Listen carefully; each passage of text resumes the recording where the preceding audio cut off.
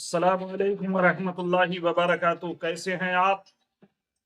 उम्मीद है कि आप खैर आफियत से होंगे। जहां भी हों अल्लाह ताला आपको शादो आबाद रखे।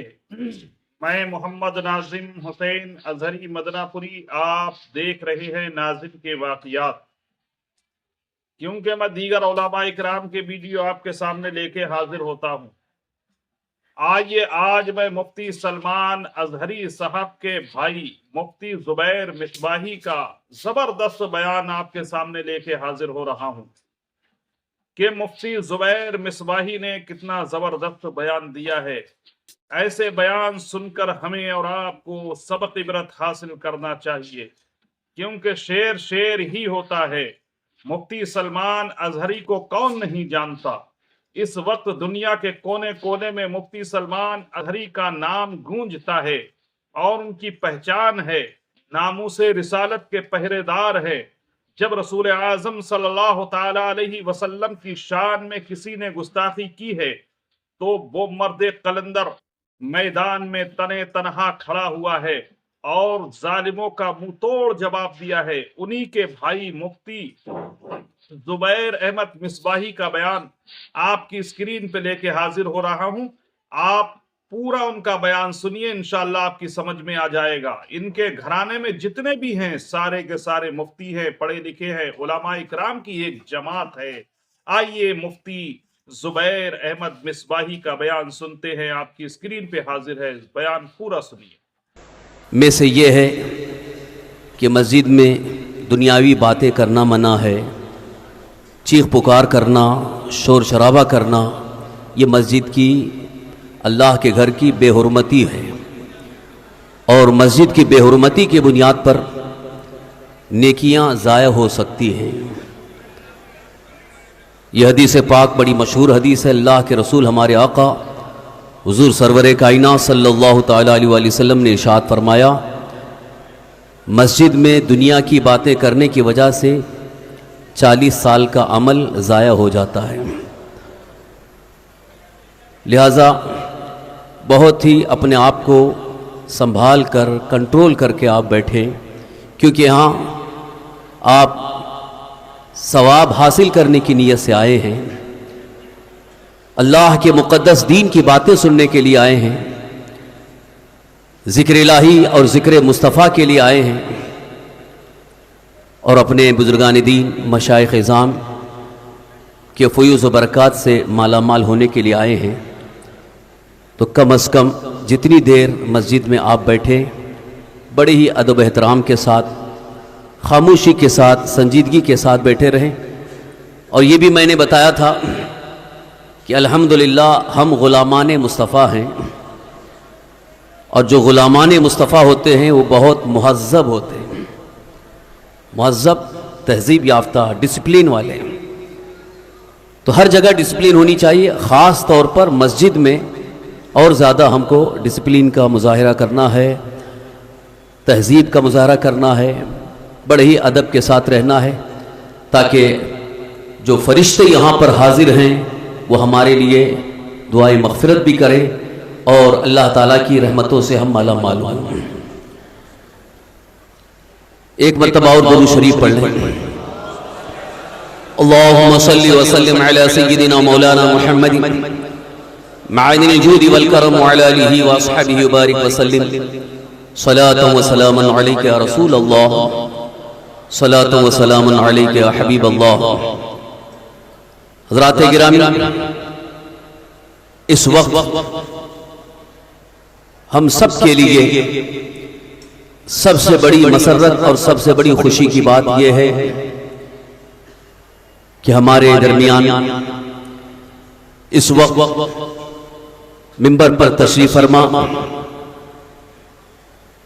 आले रसूल औलादे हुज़ूर सय्यदना गौसुल आज़म अहले बैत मुस्तफ़ा के अजीम चश्मो चिराग,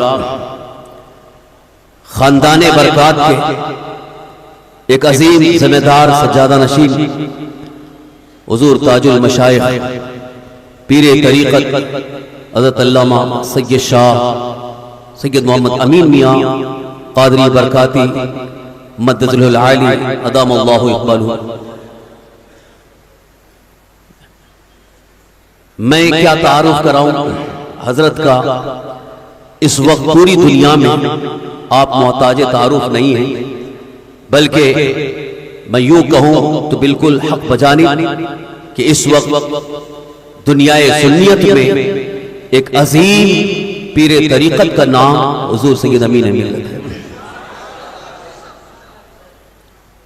جن کی خدمات اور جن کی عظیم قربانیاں ماضی قریب میں اور حال میں بالکل ہی جگ ظاہر ہیں۔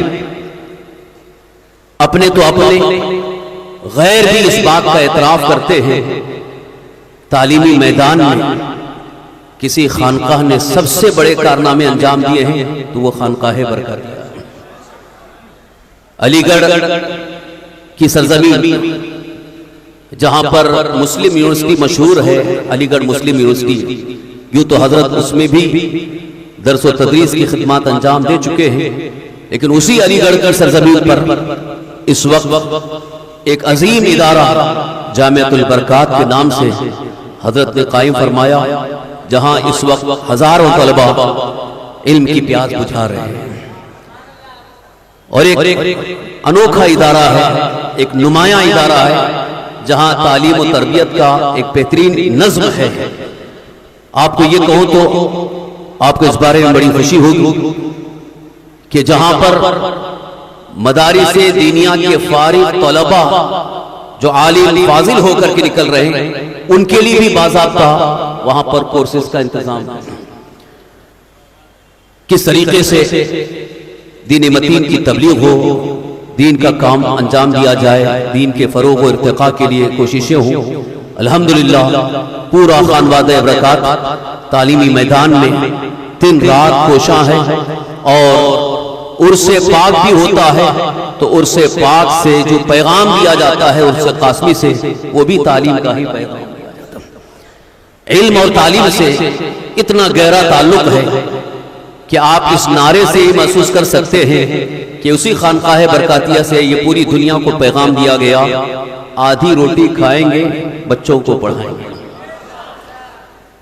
یہ تعلیم کی طرف رغبت دلانے اور تعلیم کی طرف رجحان پیدا کرنے کا سب سے عظیم نعرہ ہے۔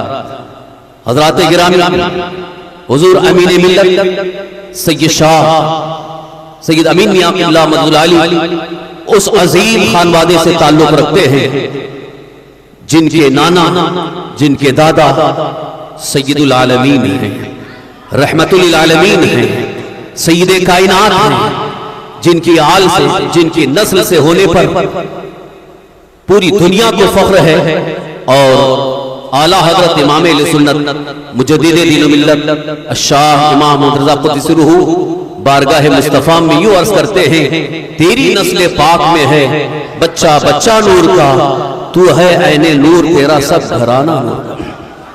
اسی اہل بیت مصطفیٰ کے ایک عظیم چراغ ہیں، اسی اہل بیت مصطفیٰ کے ایک عظیم سپوت ہیں، جن کی شخصیت اس وقت علماء کے درمیان، خواص کے درمیان بھی قابل احترام ہے، قابل تعظیم ہے، بلکہ قابل اعتماد بھی ہے۔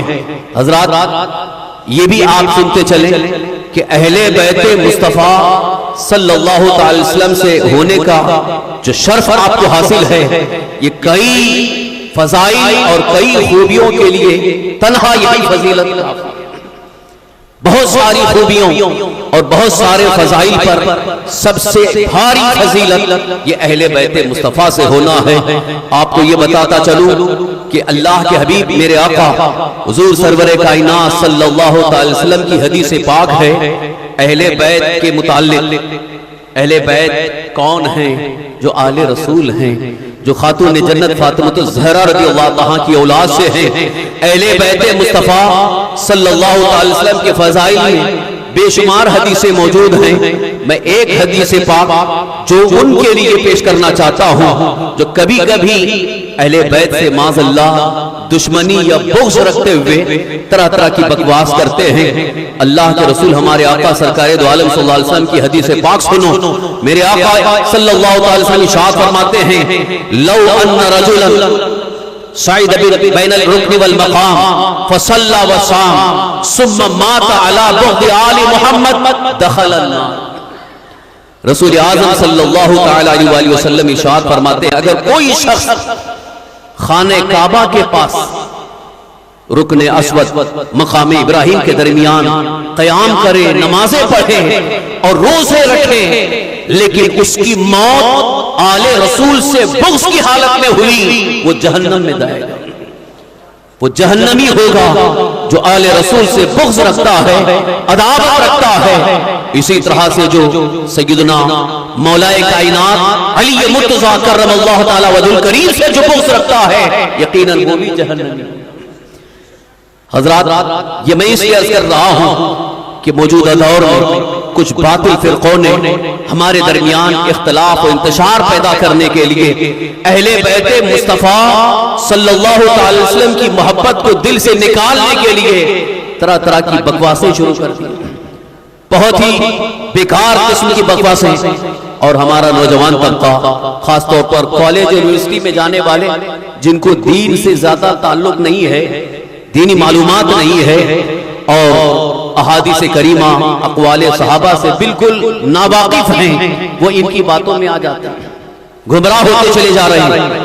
آپ کو یہ حدیث پاک بارہا سنایا گیا ہوگا، آپ نے کئی بار سنا ہوگا، پھر آج میں بطور تاکید یہ حدیث پاک آپ کے سامنے پیش کر رہا ہوں۔ اللہ کے حبیب ہمارے آقا حضور سرور کائنات صلی اللہ علیہ وسلم نے ارشاد فرمایا ترکت فیکم الثقلین، میں تمہارے درمیان دو بھاری چیزیں چھوڑ کر جا رہا ہوں، بہت بھاری مضبوط چیزیں چھوڑ کر کے جا رہا ہوں۔ حضور ارشاد فرماتے ہیں ما ان تمسکتم لن تضلوا بعدی، ان دونوں چیزوں کو اگر تم مضبوطی سے تھامے رہو گے کبھی گمراہ نہیں ہو سکتے۔ سنا آپ نے مفتی زبیر احمد مصباحی کے بیان کو، یہ مفتی سلمان ازہری صاحب کے بھائی ہیں، کتنا زبردست انہوں نے بیان دیا ہے، اور ان کے ایسے بیان سننے کے بعد ہمیں نصیحت کرنا چاہیے، ہمیں سنبھل جانا چاہیے، سدھر جانا چاہیے، ایسی ویڈیو کو ہمیں دیکھنا چاہیے۔ مفتی زبیر احمد مصباحی کا بیان آپ کو کیسا لگا؟ اگر ان کا بیان آپ کو اچھا لگا، آپ کے دل کو چھو گیا ہو، تو آپ میری ویڈیو کو لائک، شیئر اور چینل کو سبسکرائب ضرور کریں اسی طرح کے ویڈیو پانے کے لیے۔